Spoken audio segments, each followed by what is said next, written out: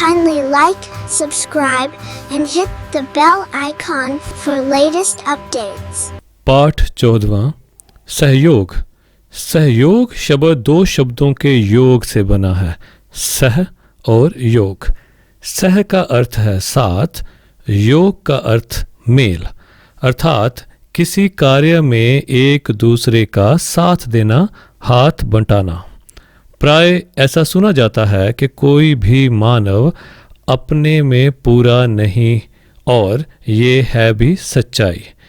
किसी में बुद्धि की कमी है, किसी में शारीरिक बल की कमी है, कोई धन के अभाव से दुखी है। यही नहीं, स्वभाव में भी विविधता दिखाई पड़ती है, जिसके कारण अनेक कमियां मानव में आ जाती हैं। ऐसी स्थिति में आपसी सहयोग द्वारा हम अपनी कमियों को पूरा कर सकते हैं और उद्देश्य को प्राप्त कर सकते हैं।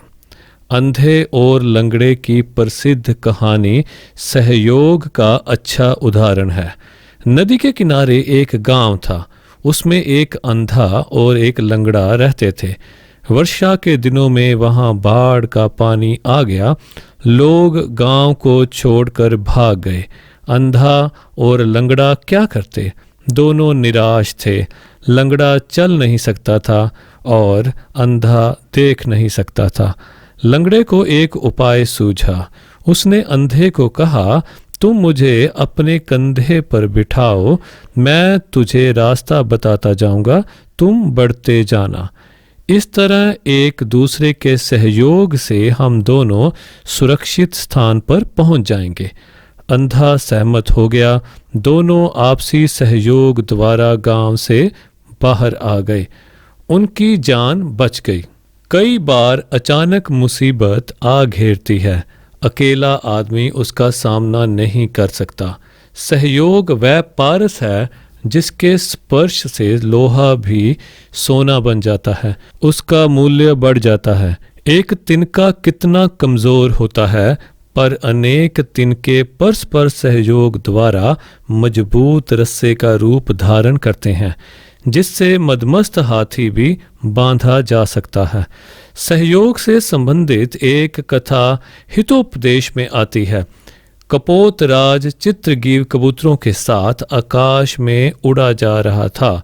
जंगल में बिखरे हुए चावल कणों को देखकर कबूतर नीचे उतर आए और शिकारी के जाल में फंस गए। उन पर मुसीबत आ पड़ी, मौत दिखाई देने लगी। कपोतराज चित्रग्रीव ने उन्हें धैर्य बंधवाया, उन्हें साहस से इकट्ठा मिलकर उड़ने को कहा। उन्होंने परस्पर सहयोग किया।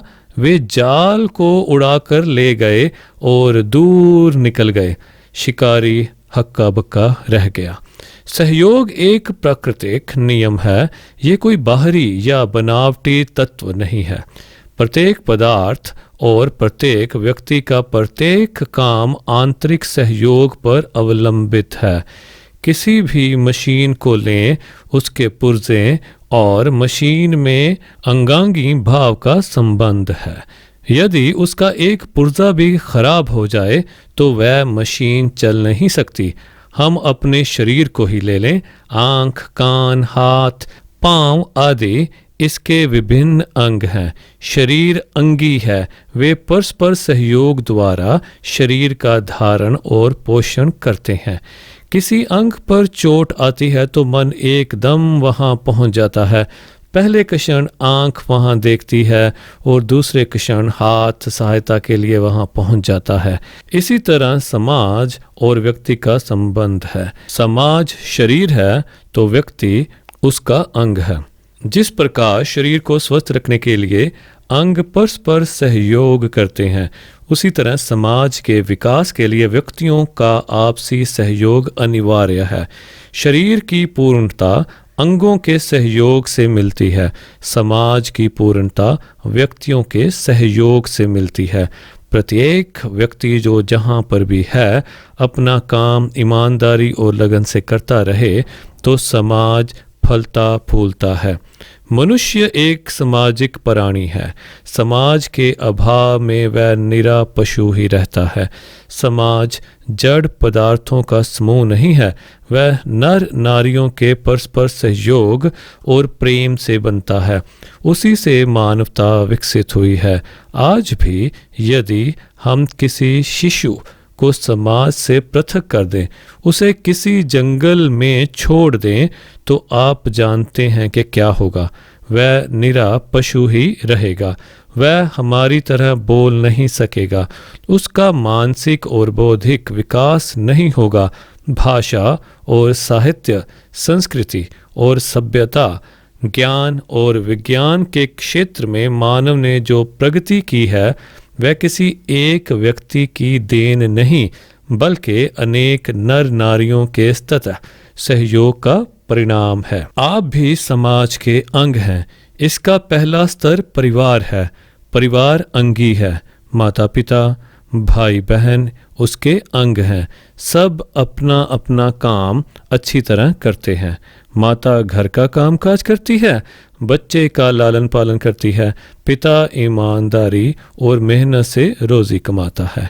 बच्चे माता पिता की आज्ञा का पालन करते हैं और अपना काम मन लगाकर करते हैं। घर में जब भी आवश्यकता पड़े, सभी सदस्यों को एक दूसरे के काम में भी हाथ बटाना चाहिए। एक परिवार के 5 सदस्य हैं। माता पिता का एक पुत्र है जिसका नाम मनजीत सिंह है। उसकी 2 बहनें हैं। हरजीत कौर बड़ी है, स्वर्ण कौर छोटी है। माता अकेली घर के काम करके थक जाती है, तो हरजीत सफाई और कपड़े धोकर माता को सहयोग देती है। वह अपनी छोटी बहन स्वर्ण कौर की पढ़ाई का भी ध्यान रखती है। बाजार से कोई वस्तु मंगवानी पड़े तो मनजीत सिंह तुरंत लेने जाता है। मेहमान का सब स्वागत करते हैं। वे सब प्रेम भाव से रहते हैं और इकट्ठे मिलकर खाना खाते हैं। उनमें से कोई बीमार पड़ जाए तो सब परेशान हो जाते हैं, उसकी सेवा शुश्रूषा करते हैं। इस प्रकार सहयोग करने से ये घर स्वर्ग तुल्य बन गया है। 3 बच्चे माता पिता की आंखों के तारे हैं और घर की इज्जत को 4 चांद लगाते हैं। पड़ोसियों से भी सहयोग करना चाहिए। एक अच्छा पड़ोसी बनना चाहिए। पड़ोसियों की कुशलता पूछनी चाहिए। बड़ों का सम्मान करना चाहिए। पड़ोसियों से मेल जोल बढ़ाना चाहिए। साफ मन से उनकी खुशी में सम्मिलित होना चाहिए। सेवा भाव से उनकी बीमारी आदि में सहायता करनी चाहिए। उनकी सुख सुविधाओं का पूरा ध्यान रखें। अपने घर की सफाई करके कूड़ा करकट पड़ोसी के द्वार के आगे ना फेंकें। ऐसी बातों से वे परेशान हो सकते हैं और विवाद हो सकता है। ऐसा कोई भी काम ना करें जिससे पड़ोसियों को कष्ट हो। इस तरह यदि आप सहयोग देंगे तो वह भी पीछे नहीं रहेंगे। इसी आपसी सहयोग से गली और मोहल्ले का वातावरण सुखद हो जाएगा। स्कूल एक संस्था है। विद्यार्थी और अध्यापक ही नहीं, चपरासी से लेकर मुख्याध्यापक तक सब लोग उस संस्था के अंग हैं। अपने अपने स्थान पर सब लोग अपना अपना काम करते हैं। सबके आपसी सहयोग से संस्था दिन दूनी रात चौगुनी उन्नति करती है। वहाँ पर आपको सहयोग के अनेक अवसर प्राप्त होते हैं। समय पर स्कूल में आकर अपनी कक्षाओं में शांतिपूर्वक बैठकर संस्था के नियमों का पालन करके उसके अनुशासन में सहयोग दे सकते हैं। रद्दी कागजों को इधर उधर ना फेंककर उन्हें कोनों में रखे हुए टीन में डालकर संस्था की सफाई में सहयोग दे सकते हैं। अपने सहपाठियों से भी सहयोग बढ़ाना चाहिए। मोहन और सोहन सहपाठी थे। एक बार मोहन घर से पेंसिल लाना भूल गया। सोहन के पास 2 पेंसिलें थी। मोहन ने सोहन से पेंसिल मांगी। सोहन ने अंगूठा दिखा दिया। मोहन का मुंह उतर गया। अब मोहन भी ऐसे मौके की प्रतीक्षा करने लगा जिससे वह सोहन को नीचा दिखा सके। ऐसी बातों से आपस में घृणा और द्वेष बढ़ता है। इसके विपरीत यदि सोहन मोहन को पेंसिल देकर सहयोग देता तो वह उसे अपना मित्र बना लेता। आपके सभी सहपाठी समान हैं, उनमें कोई बड़ा छोटा नहीं, उनमें कोई भेदभाव नहीं करना चाहिए, सबसे प्यार करना चाहिए। एक स्कूल की 8वीं कक्षा में मदन नामक एक छात्र था। वह निर्धन था। वह पुस्तकें कापियां नहीं खरीद सकता था। उसके वस्त्र फटे पुराने थे। उसका सहपाठी महेंद्र जमींदार का पुत्र था। उनके पास धन की कमी न थी। उसने अपने सहपाठी मदन को पुस्तकें, कापियां और कपड़े देकर सहायता की।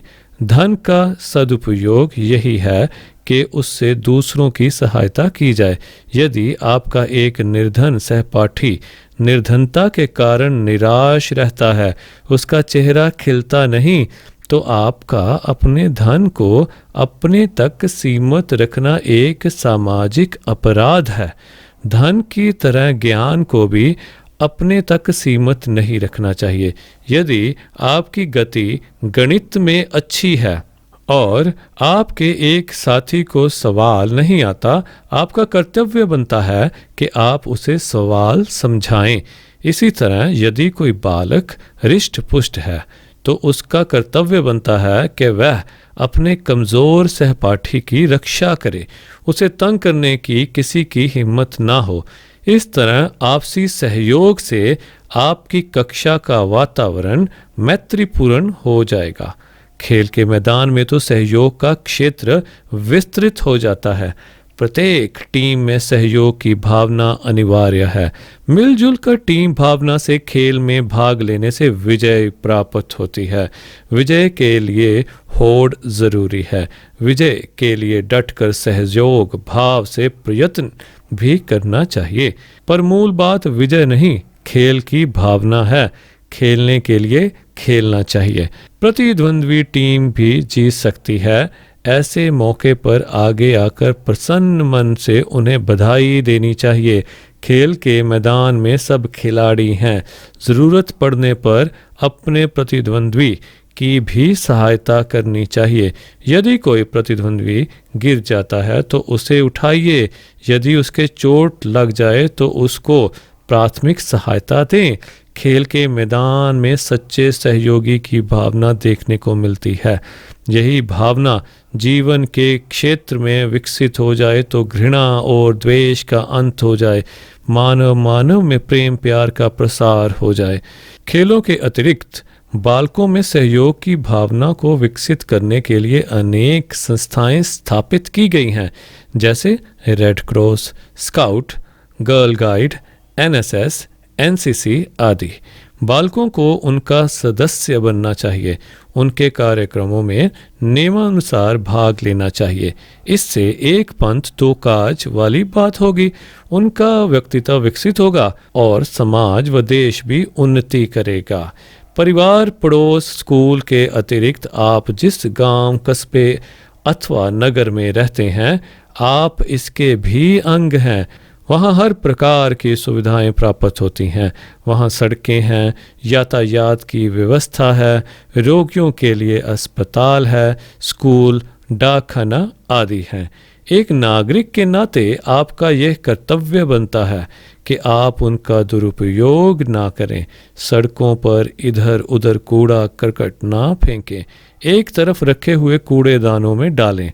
यदि सड़कों पर प्रकाश देने वाला लैंप खराब हो, सफाई कर्मचारी गलियों में सफाई ना करते हों, तो आप पंचायत अथवा नगर पालिका के अधिकारी का उस ओर ध्यान आकृष्ट करें। तोड़फोड़ की कार्यवाही में भाग नहीं लेना चाहिए। सार्वजनिक संपत्ति सबकी अपनी है, वह सबके हित के लिए है। उसकी हानि आप सबकी हानि है, राष्ट्र की हानि है।